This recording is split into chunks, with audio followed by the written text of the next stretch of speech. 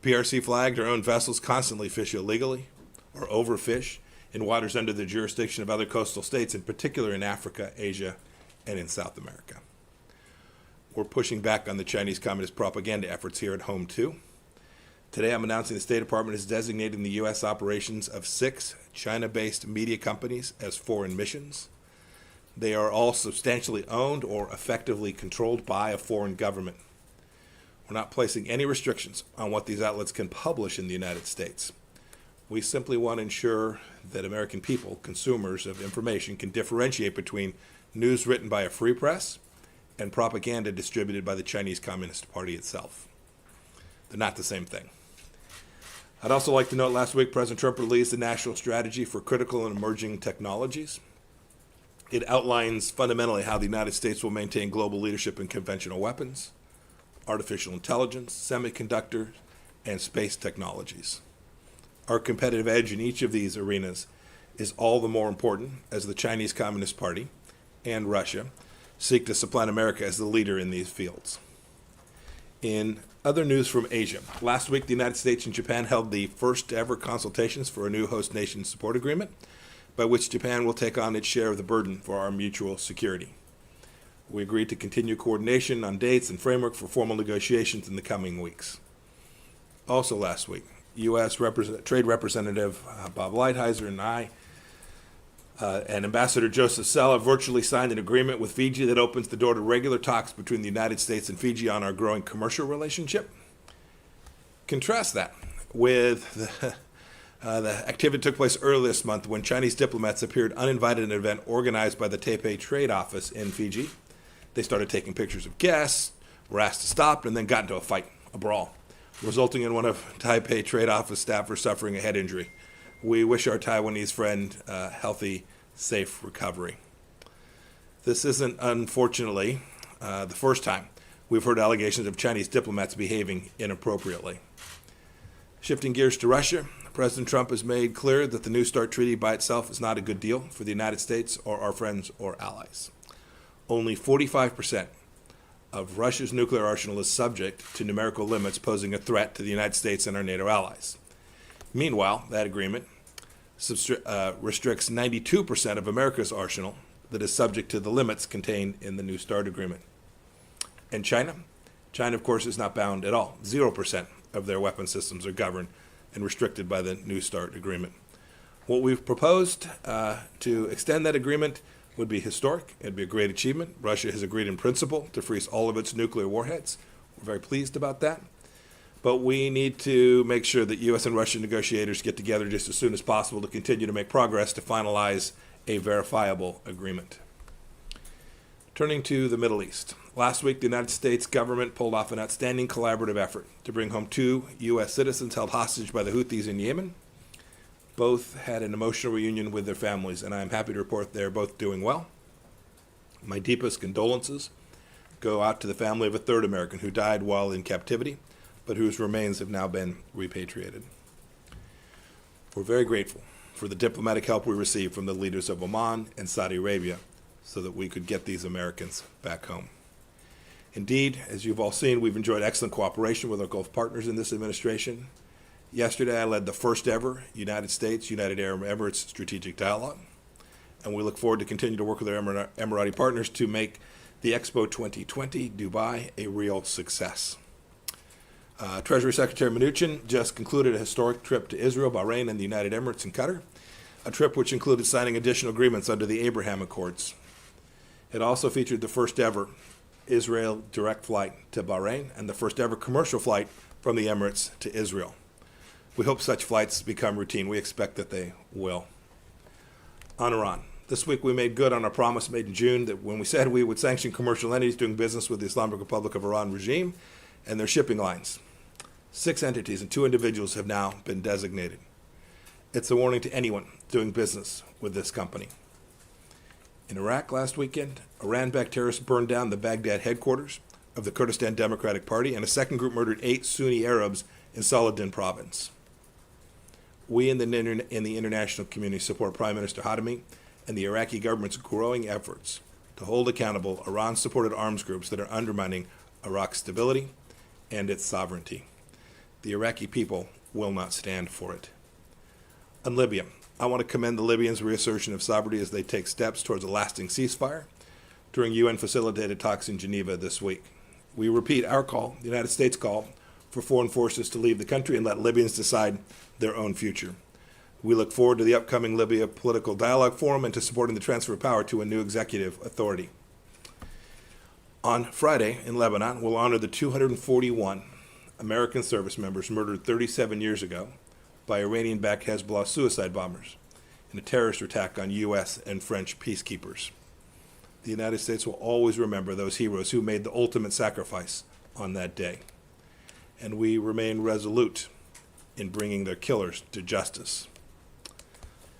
A comment on Syria. Tomorrow I'll participate in a meeting with my counterparts in the Syria Small Group to reaffirm the U.S. government's strong support for a peaceful political resolution in the Syrian conflict under UN Security Council Resolution 2254. I want to commend the European Union for their good work and the recent announcement of strong sanctions against Assad's ruthless officials. We continue to share the EU's resolve to hold the Assad regime and its supporters accountable for the violent repression of Syrian civilians. A bit closer to home, we've consistently supported the Bolivian people in the right to freely, fairly choose their government. We congratulate President-elect Luis Arce on his victory and look forward to working with the elected government for a hemisphere of freedom and prosperity. In Sudan, General Electric and Sudan's civilian-led transitional government signed an MOU on October 15th for significant new projects for power and healthcare. That'll be an enormous benefit to the people of that country. It's a welcome sign that the relationship between our two countries is advancing. They're poised to take even greater strides once Sudan comes off the state-sponsored terror list, as President Trump announced this week that we will do and we expect it to happen. Finally, three quick items. First, the U.S. is pleased to nominate Chris Liddell as the Secretary General of the OECD. I've known Chris now for a long time. He'll do an outstanding job working with other free market democracies to develop best practices and standards that drive growth and create jobs.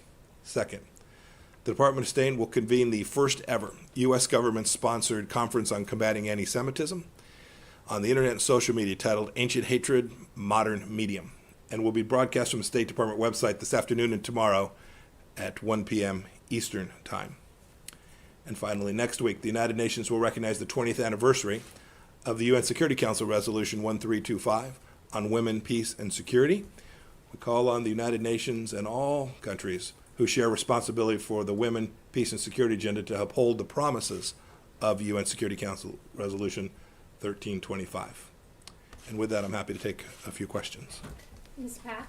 Thank you, Mr. Secretary. Nice to meeting you. Since after pandemic, I missed you so much. Yes, ma'am. Glad you're here today. I have two questions on the South and North Korea.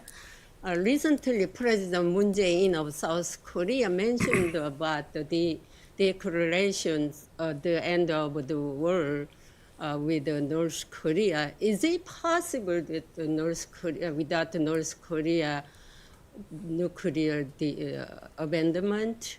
And I have a second question. So will there be any change of U.S. FK if the defense cost share is not met enough for the United States?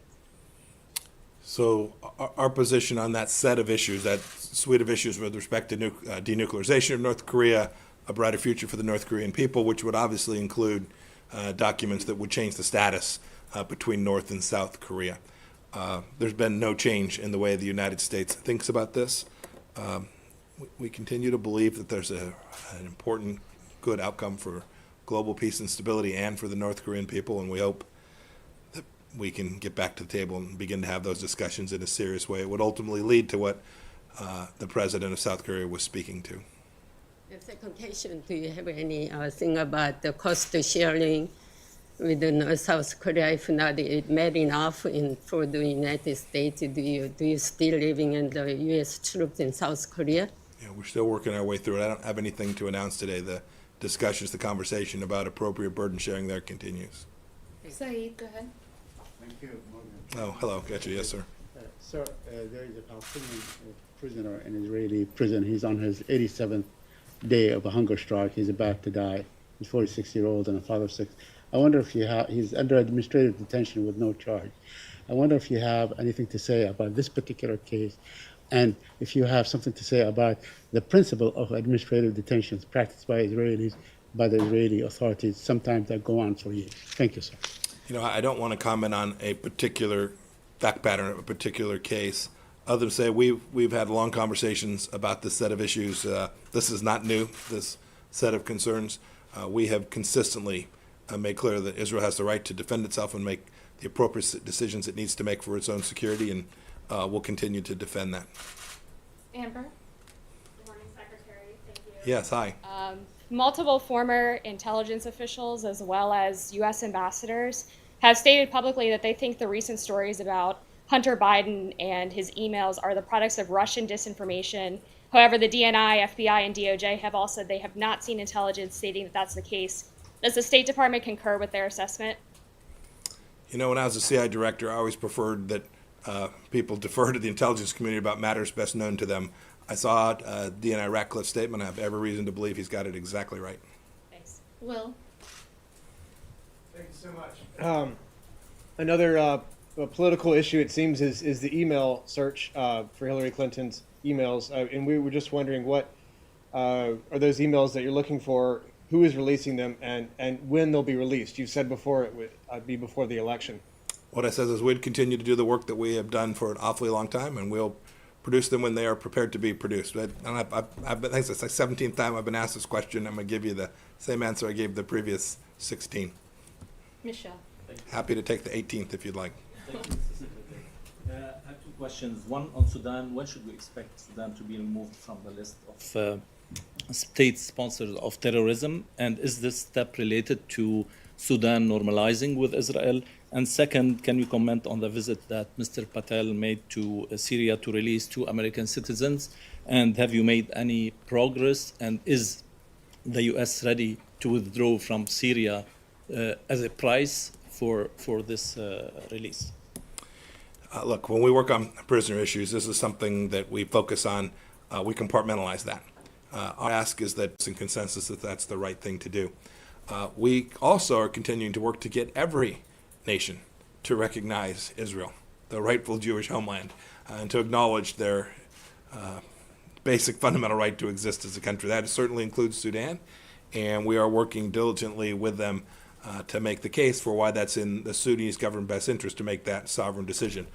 We hope that they'll do that. We hope that they'll do that quickly. We hope every country will do that quickly. Uni?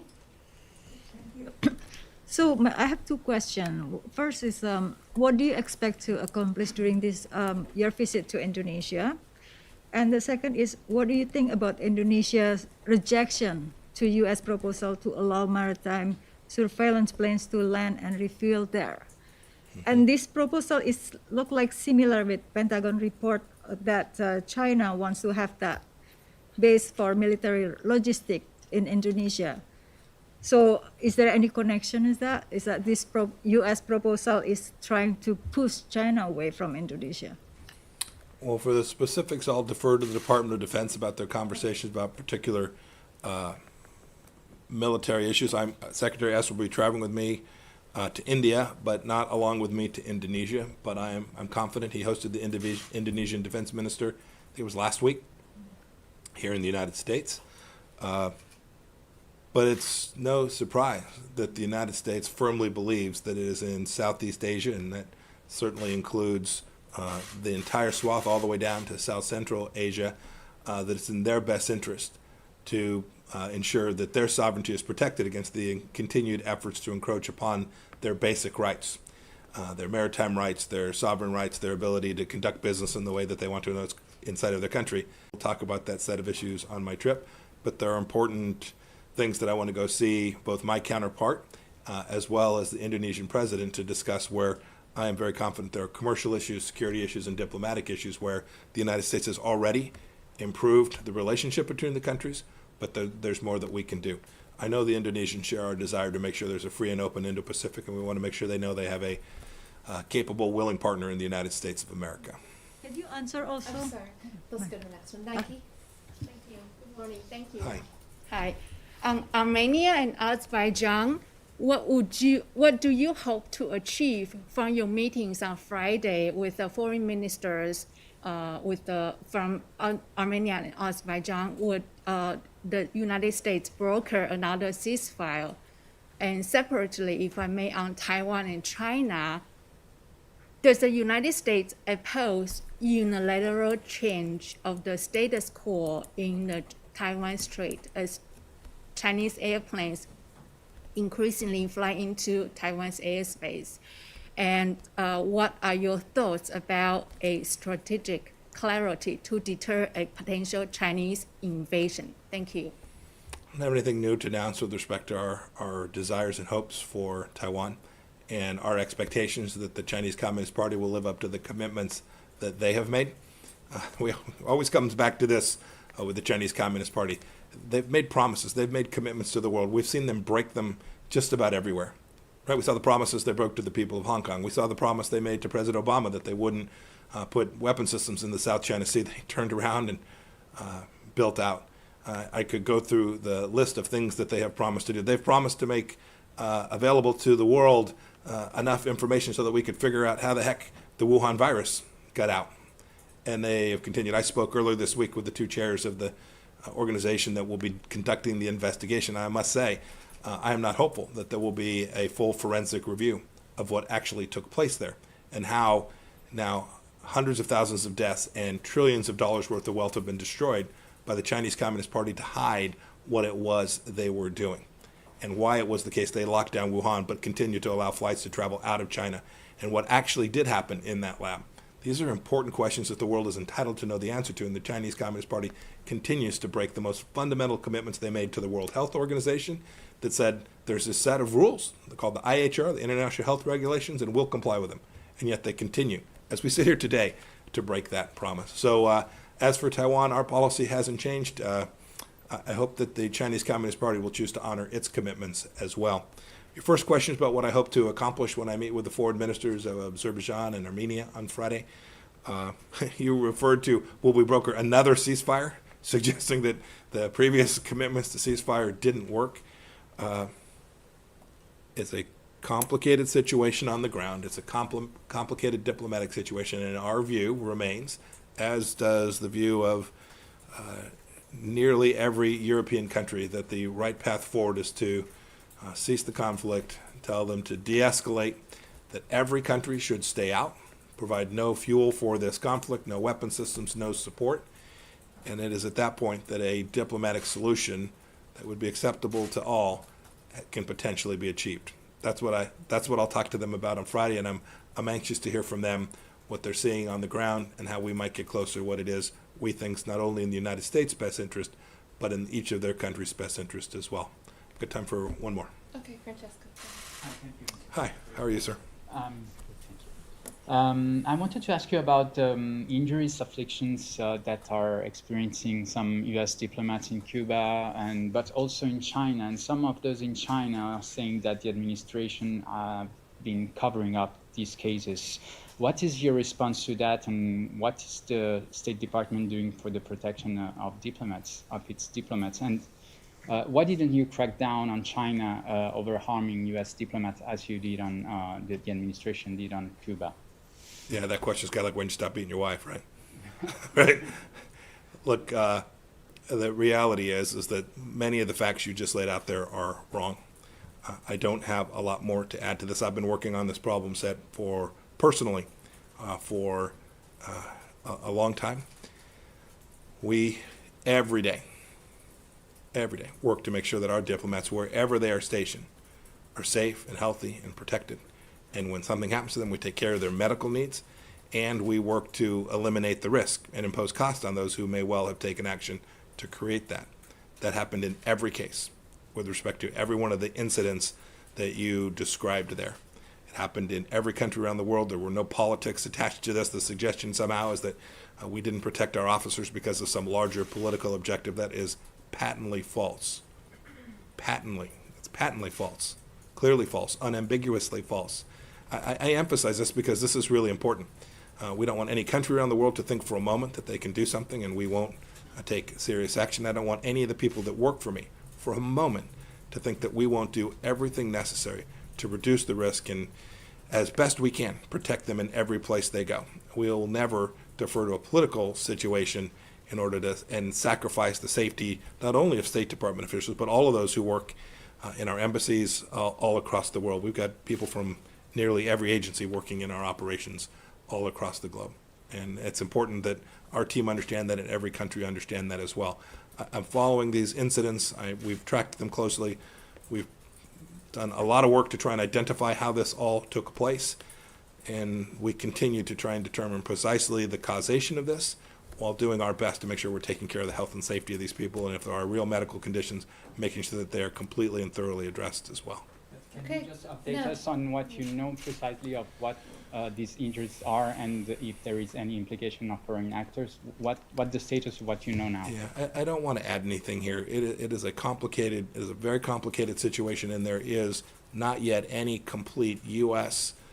government analysis which definitively tells us precisely how these all came to be, whether they're part of a single cohort. It's a very complicated situation.